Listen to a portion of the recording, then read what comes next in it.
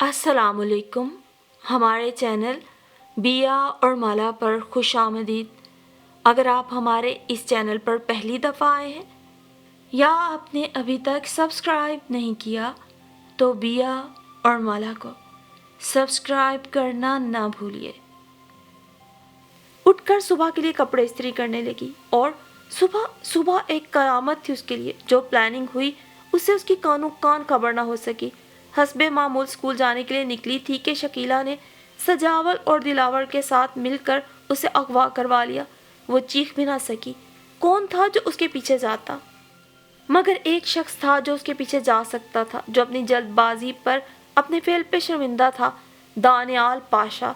रहमत अली के कहने पे उसने अपना आदमी माहम की हिफाजत के लिए गाड़ी समेत भेजा था।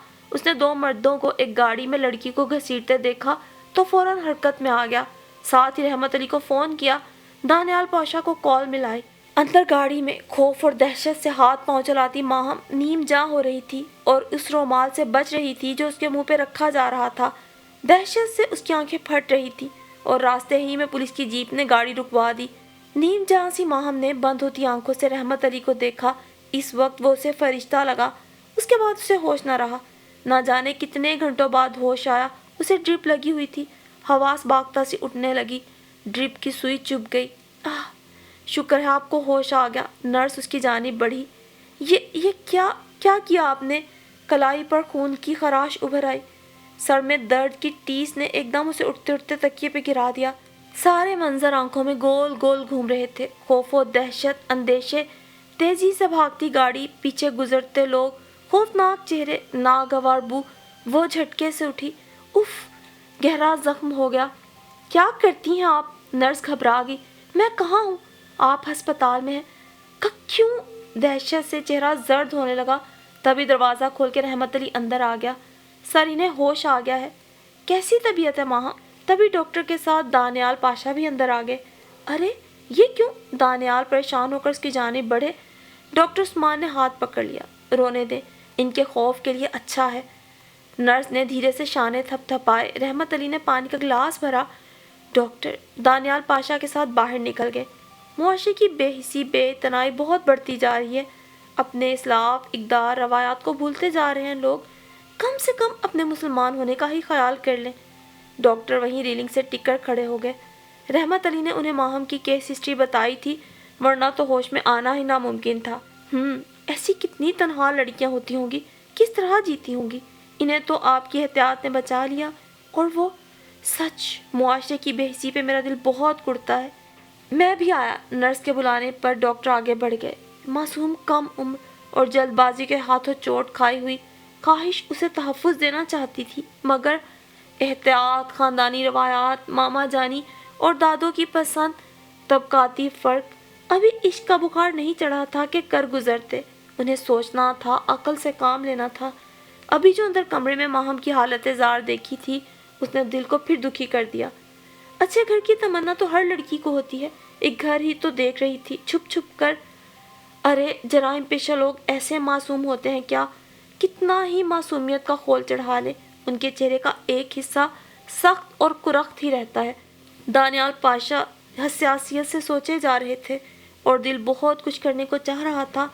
उसके लिए इंतहा पर जाने से पहले उन्हें सोचना था, दिल के नर्म गोशे को समझाना था या सुलाना था।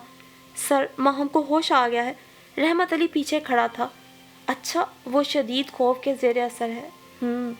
दानियाल गहरी सोच में गुम था। रहमत, आज तुम इधर ही रहो। डॉक्टर से कहो उसे पुरसकून होने की मेडिसिन दे। जी, आप नहीं मिलेंगे? मैं रहमत अली को देखा। हाँ चलो। उसके साथ अंदर की जानिब बढ़े। आहट पर माहम ने सर उठाया। एक खौफ उसके अंदर सरायत कर गया। झिझक के सिमट कर कोने में हो गई। कैसी तबीयत है आपकी? थका हुआ चेहरा, मलगिजा हुलिया, जर्द रंगत, बिखरे बाल और सूजी हुई आंखें। दानियाल का दिल दुख से भर गया। घुटनों पे माहम ने सर रख लिया। इस शख्स को देखना भी नहीं चाहती थी। मैंने बताया था ना सर। पाशा रुक कर तायराना निगाह डालकर बाहर निकले तो रहमत अली भी पीछे आ गया। बहुत खौफजदा है वो। हाँ, उसका ख्याल रखना। मैं शाम को चक्कर लगाऊंगा। जी। रहमत अली मुअद्दब था। कुछ सोचते हुए पाशा खुदा हाफिज कह के आगे बढ़ गया। रहमत अली पलट गया।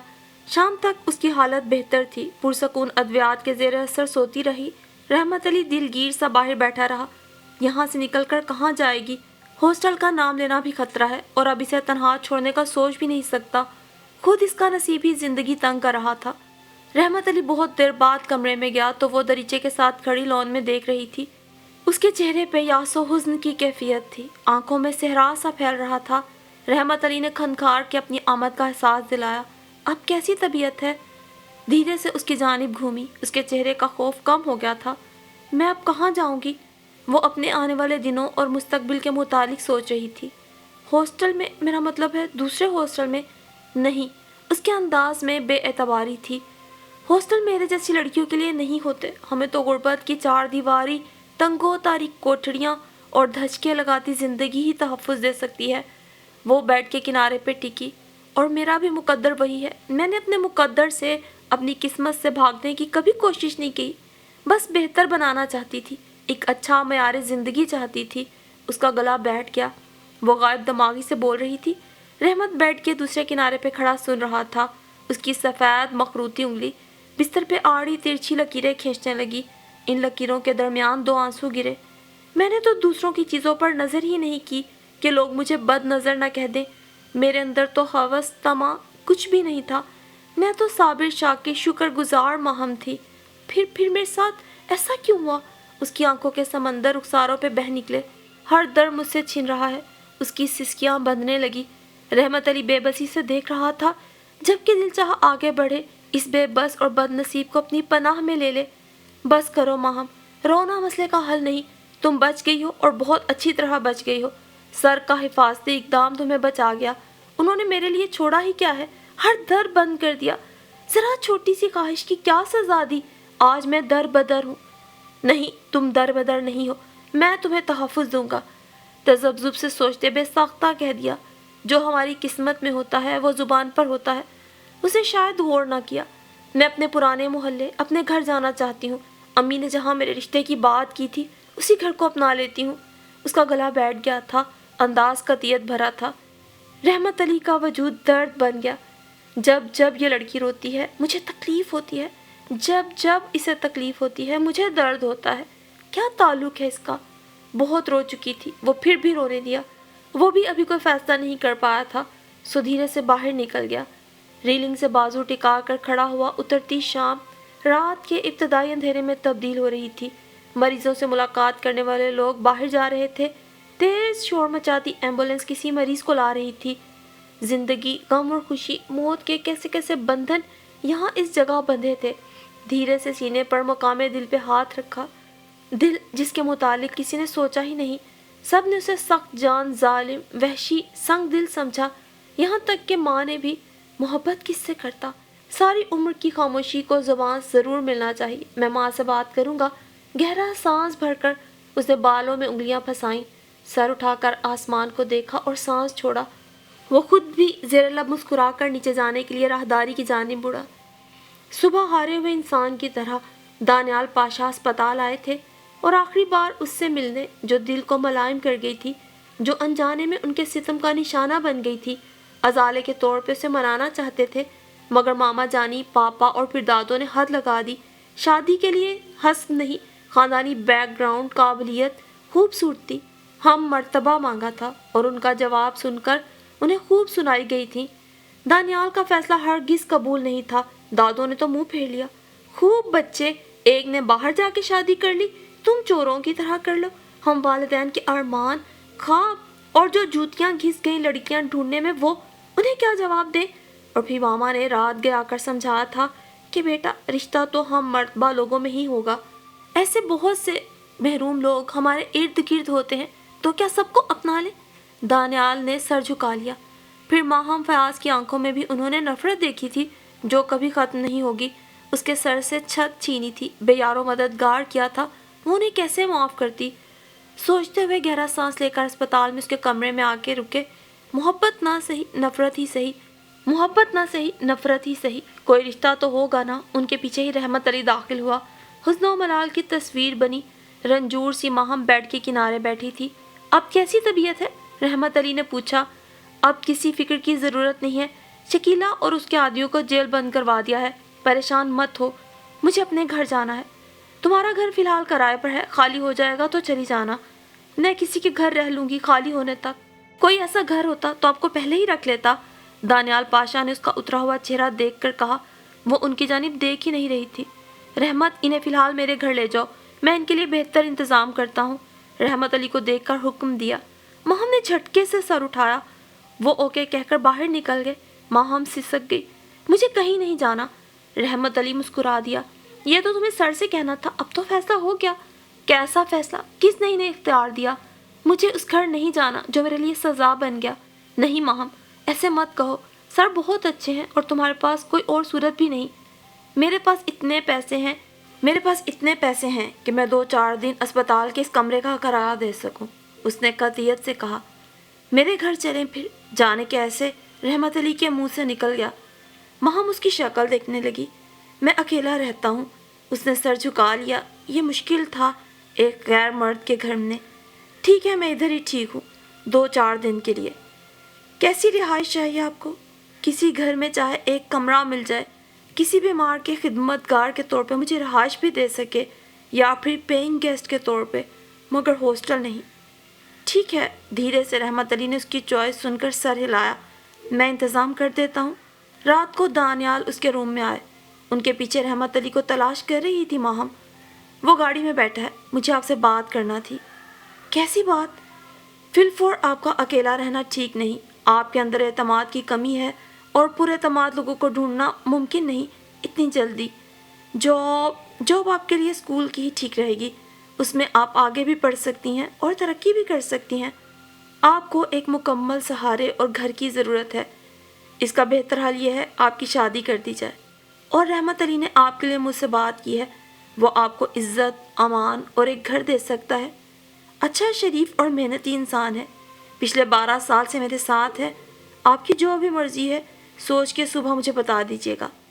ماہم دم بخود رہ گئی۔ رحمت علی کتنے عرصے سے اس کے ساتھ تھا، دیکھ بھال کر رہا تھا، اس کی شرافت کی وہ گواہ تھی۔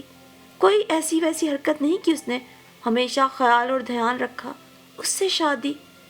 بے شک وہ ایک شریف انسان، پارسا انسان تھا، پڑھا لکھا تھا، لہجہ اخلاق سب اچھا تھا، مگر ماہم تذبذب کا شکار ہوئی۔ ہاں، وہ اکیلی نہیں رہ سکتی، اس کے اندر نوشین جیسا اعتماد نہیں، اسے مکمل تحفظ درکار تھا جو ایک شوہر ایک گھر دے سکتا تھا۔ اور رحمت علی، ادھر سے ادھر ٹہلتے ہوئے وہ سوچے گئی، ہاں وہ اکیلی بالکل نہیں رہ سکتی، یہ گدھوں کا معاشرہ تھا اور وہ حرام موت نہیں مر سکتی تھی، شیر کا شکار ہوتے ہوتے بچی تھی، کچھار سے کھینچ لی گئی تھی، دانیال صاحب کا احسان تھا، مگر رحمت علی پڑھا لکھا، باشعور، سمجھدار، بردبار، ساری رات سوچ بچار میں گزری، صبح تک فیصلہ ہو گیا۔ اس وقت رحمت علی سے بڑھ کر اس کے لیے بہتر شخص نہیں ہو سکتا تھا، اور رحمت علی نے بہت سوچ سمجھ کے اس کا انتخاب کیا ہوگا، اور شاید اس کی قسمت اچھی نہیں تھی، یا پھر ابھی اور تقدیر کے گھاؤ سہنا تھے۔ سارا دن گزر گیا، کوئی نہیں آیا۔ رحمت علی کے موبائل فون پہ فون کرتی رہی، مگر جواب نہیں ملا۔ پاشا بھی اس سے جواب لینے نہیں آئے، کہیں کچھ ہو نہ گیا ہو۔ وسوسے نے سر اٹھایا۔ جوں جوں دن ڈھلا، اگر کوئی نہیں آیا تو بے یارو مددگار ہو جائے گی، کیا ہوگا، کہاں جائے گی، کیا ٹھکانہ ہوگا، وہی غربت والا ٹھکانہ، وہی منزل۔ ادھر سے ادھر ٹہلتے ہوئے تھک سی گئی، سوچتے سوچتے دماغ شل ہونے لگا۔ شکیلا جیسے لوگ اور اس کی کم ہمتی، کیا کرے گی؟ ایک دم سے باہر شور ہوا اور اس کے کمرے کا دروازہ زور سے کھلا تو وہ ہڑبڑا کے اٹھ کھڑی ہوئی۔ پاشا سامنے کھڑے تھے۔ آئی ایم سوری، دراصل حالات ایسے تھے کہ ہم لوگ نہ آ سکے۔ رحمت علی کے قبیلے والے اسے لینے آئے تھے، وہ جانا نہیں چاہتا تھا، اس کی بیوی بھی ساتھ تھی۔ بات زیادہ بڑھی تو رحمت علی نے اسے طلاق دے دی۔ غصے میں اس کے بھائیوں نے گولیاں چلا دیں جو کہ رحمت علی کو لگیں، اور وہ لوگ اسے مرا ہوا سمجھ کے چلے گئے۔ ماہم کا دل اچھل کے حلق میں آ گیا، آنکھیں پھیلنے لگیں۔ میں ڈیوٹی پر تھا، پڑوسیوں نے اسے ہسپتال پہنچایا، ابھی وہ ICU میں ہے، اس کے لیے دعا کرو، یہ کہہ کے وہ پلٹ گیا، اور ماہم ساکت کھڑی رہ گئی۔ خوشیاں ملنے سے پہلے روٹ گئیں۔ رحمت علی نے قدم قدم پہ ساتھ دیا تھا، پھر بے بسی کی موت، اس کی بیوی، وہ کرسی پہ گر گئی۔ میرے ساتھ شادی، پھر دھوکہ، وہ بھل بھل رونے لگی۔ یا اللہ، میری زندگی میں جو کچھ لکھا ہے اسے بہتر کر دے۔ سارا دل جل بن مچھلی کی طرح رہی۔ کوئی آیا نہ اطلاع آئی، جانے کیسی طبیعت ہوگی۔ بطور انسانیت رحمت علی کا خیال آیا تھا، اس نے قدم قدم پہ ماہم کا خیال بھی تو رکھا تھا۔ اے اللہ، اس کے اپنے خاندان کے لیے اس کی زندگی رکھنا۔ خلوص دل سے اس نے دعا مانگی۔ اگلے 2 دن اسی ادھیڑ بن میں گزرے۔ رحمت علی کا فون بند، پاشا کا نمبر معلوم نہ تھا، کہاں جائے، کس سے پتہ کرے۔ تبھی شام کو پاشا آ گئے۔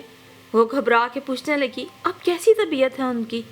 سچ شکر، بالکل ٹھیک ہے، اسی اسپتال میں ایڈمٹ ہے، آئی سی یو سے باہر آ گیا ہے، نیچے پرائیویٹ وارڈ میں۔ ماہم ہکا بکا رہ گئی۔ یہ بات اگر اس دن بتا دیتے تو کم سے کم اس کی دیکھ بھال کر لیتی، کچھ احسان کا بدلہ ہی اتر جاتا۔ آئیے، وہ دل کا چور چھپا کر باہر نکل گئے تو ماہم بھی دوپٹہ سمیٹ کر پیچھے بھاگی۔ آہٹ پر رحمت علی نے دروازے کی سمت دیکھا اور مسکرا دیا۔ وہ انتہائی سنجیدگی سے اسے دیکھ رہی تھی۔ آؤ۔ 2 قدم چل کر بیڈ کے کنارے پہ کھڑی ہو گئی۔ کیسی طبیعت ہے؟ بالکل ٹھیک ٹھاک، بس یہ 2-4 پٹیاں ہیں جو 2-4 دنوں میں اتر جائیں گی۔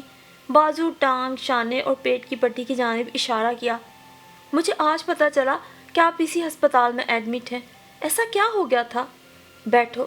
میں نہیں بیٹھوں گی، آپ کا گھر، خاندان، بیوی ہے، اور پھر آپ دوسری شادی کی بات کر رہے تھے۔ رحمت علی نے گہرا سانس لیا۔ ایسی شادی کا کیا فائدہ جو بچپن میں ہو جاتی ہے؟ میں پھر بھی گزارا کر لیتا، مگر روبینہ میری بیوی کہیں اور شادی کرنا چاہتی تھی۔ مجھے بھی ریت رواج، جھگڑے، نسل در نسل چلنے والی جنگیں پسند نہیں ہیں۔ وہ میرے نکاح میں تھی۔ میں اپنی ماں کا اکلوتا بیٹا ہوں، تاہم میرے اور بہن بھائی ہیں نہیں۔ اب وہ لوگ اپنے طور پر مجھے مار کر پھینک گئے ہیں اور میں بھی تقریباً مر چکا تھا۔ بولتے بولتے رحمت علی کا گلا خشک ہونے لگا۔ بے اختیار کھانسی آئی اور کھانسنے سے بے انتہا تکلیف کا احساس ہونے لگا۔ ماہم نے آگے بڑھ کر گلاس میں پانی نکالا اور دھیرے سے اس کی جانب بڑھا دیا۔ رحمت علی نے ذرا سر اونچا کر کے 2 گھونٹ بھر لیے، مگر مارنے سے بچانے والا بڑا ہوتا ہے۔ چھت کی جانب دیکھتے ہوئے تشکرانہ انداز میں مسکرایا۔ ایک بوجھ سا ماہم کے وجود سے ٹل گیا۔ اب تو بیٹھ جاؤ۔ وہ دھیرے سے کرسی پر بیٹھ گئی۔ تفکرانہ احساس ذرا کم ہوا۔ ملگجا سا حلیہ، زرد رنگت، ہاتھ ملتی ماہم کو نظر بھر کر دیکھا اور رحمت علی نے سر گھما لیا۔ تمہاری طبیعت ٹھیک ہے؟ جی۔ بہت پریشان ہوگی نا کہ میں کہاں چلا گیا؟ جی۔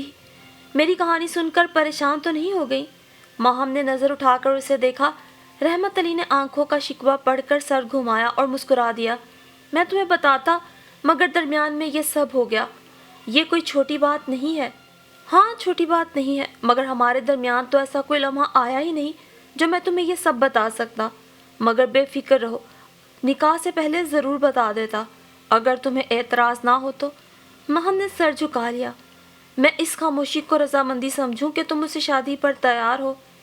اس صورتحال میں تو بالکل بھی نہیں، آپ حالت بیڈ پر ہیں۔ بے ساختہ کہا تو رحمت علی کھلے دل سے مسکرایا۔ اس کا دل سرشار تھا۔ پہلی بار دل سے سچی خوشی ملی تھی، اور تیزی سے اندر آتے دانیال پاشا رک گئے۔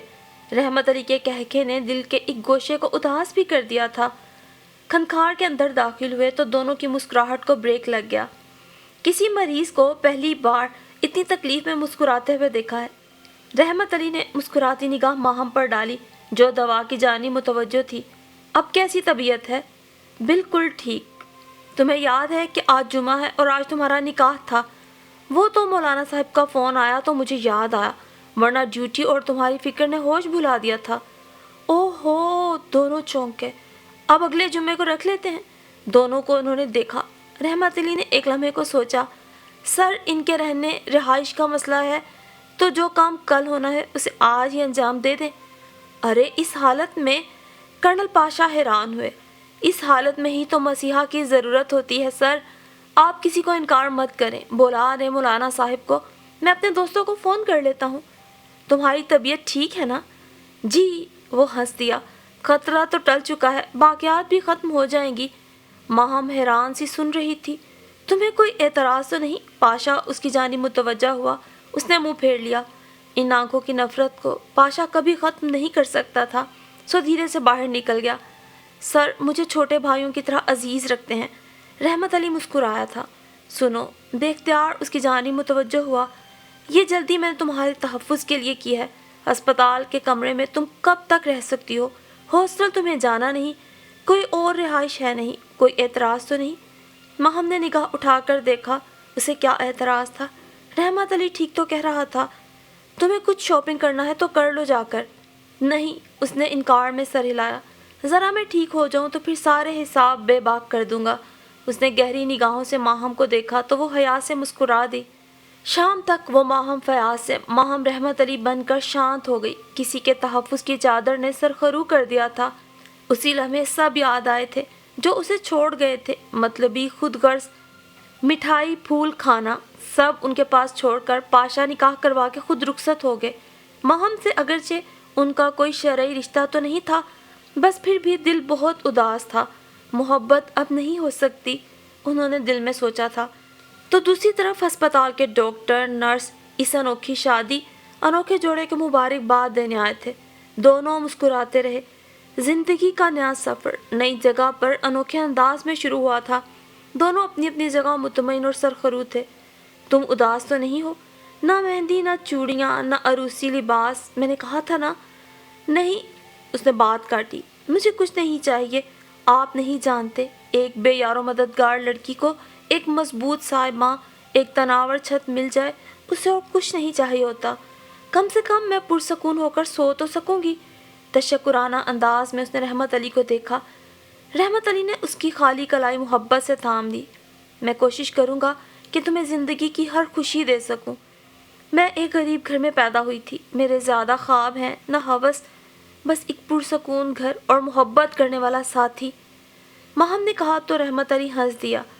پرسکون گھر جلد ہی دے دوں گا، اور محبت کرنے والا تمہارے سامنے ہے جو تمہیں سیراب کر دے گا۔ کیا تم اس کے پیاسے دل کو محبت سے بھر دو گی؟ اس نے دھیرے سے ماہم کا ہاتھ دبایا تو ماہم مسکرا دی۔ رحمت علی نے کھڑی ہوتی ماہم کو دھیرے سے کھینچ کر بیڈ کے کنارے پہ بٹھا لیا۔ کھڑکی سے مسکراتا چاند انہیں دیکھ رہا تھا۔ صبح اسپتال کی جانب سے پرتکلف ناشتہ آیا۔ بطور تحفہ 3 دن کا قیام و طعام مفت ہو گیا۔ اگلے چند دنوں میں پٹیاں کھل گئیں، زخم بھرنے لگے، رحمت علی چلنے پھرنے کے قابل ہو گیا۔ پاشا روز ایک چکر لگا لیتے تھے۔ انہوں نے ہی ملازمین کے گھروں میں سے ایک گھر ان کے لیے سیٹ کروا دیا تھا، اور آج رحمت علی ماہم کو لیے گھر جا رہے تھے۔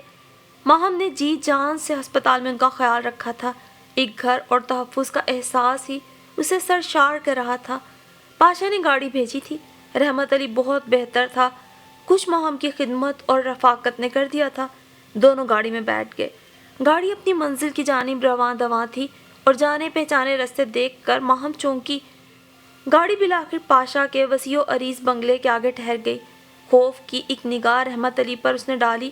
وہ گاڑی سے اتر رہا تھا۔ وہی سیاہ گیٹ، بنگلے کے چاروں جانب درختوں کا سلسلہ، بوگن ویلا اور کاسنی پھولوں سے ڈھکی دیواریں، دکھ کا لاپتناہی سلسلہ۔ آؤ ماہم، ساکت بیٹھی ماہم کو انہوں نے پکارا۔ یہ گیٹ کھولتے ہوئے چوکیدار کو ماہم نے دیکھا۔ ہاں، سر نے یہاں سرونٹ کوارٹر میں ہماری رہائش کا انتظام کیا ہے۔ مگر وہ نیچے اتری۔ سر اس دکھ کی، اس کرب کی تلافی کرنا چاہتے ہیں جو ان کی وجہ سے تمہیں ملا۔ رحمت علی اس کا ہاتھ تھام کے بولا۔ ماہم اپنی جگہ ساکت تھی۔ اس گھر کی خوبصورتی کو اس نے سراہا تھا، تعریف کی تھی، چھپ چھپ کر اس کے حسن کو دیکھا بھی تھا۔ یہ تو کبھی نہیں چاہا تھا کہ یہ گھر اس کا ہو۔ اس گھر نے اسے بے انتہا دکھ دیے تھے، اور اب یہ گھر۔ رحمت علی کے اشارے پر وہ آگے بڑھی۔ ماہم، میری اور تمہاری زندگی نے ایک ساتھ از سر نو جنم لیا ہے۔ اب ہمیں پچھلی باتوں کو بھلا کر زندگی کی ابتدا کرنا ہے۔ ہم اپنی زندگی کی تمام خوشیاں اسی گھر سے شروع کریں گے۔ جس نے دکھ دیا تھا وہی مسیحائی کا باعث تھا۔ رحمت علی نے اس کا ہاتھ مضبوطی سے تھام دیا، اور اس کے ہمراہ سہج سہج کے قدم اٹھاتی وسیع و عریض لون کی راہداری سے ہوتے ہوئے اپنی رہائش گاہ کی جانب ماہم بڑھتی گئی۔ جس خواب کی اسے یہ سزا ملی تھی وہی تعبیر بن کے سامنے آ گیا تھا۔ یہ کیسا سلسلہ زندگی تھا! زندگی کا یہ در اس پر ایسے کھلا تھا۔ آنکھیں بھیگنے لگیں۔ وہ نہیں سمجھ سکی یہ تشکر کے آنسو تھے یا دکھ کا احساس۔ بہرحال جو بھی ہو، ہر عورت کی طرح ماہم نے بھی اپنے حسین، خوبصورت، پرسکون ایک گھر کا خواب دیکھا تھا۔ اس خواب کی تعبیر بہت اندوہناک تھی۔ لیکن انجام بہت حسین.